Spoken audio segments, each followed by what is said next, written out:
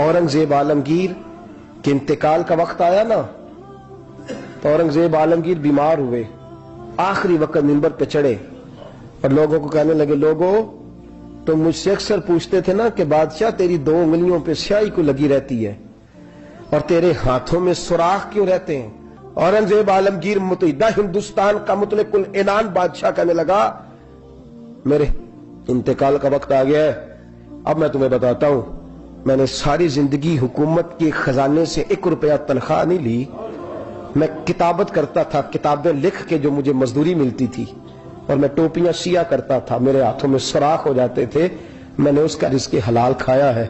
और फरमाया 50 रुपए फलां जगह मैंने रख दिए हैं, मैं मर जाऊं तो उसका मुझे कफन दे देना और लोगों को बताना कि ओ हिंदुओं, मेरे रसूल पाक सल्लल्लाहु अलैहि वसल्लम ने जिस तरह मुझे कहा था मैंने उस तरह हुकूमत की।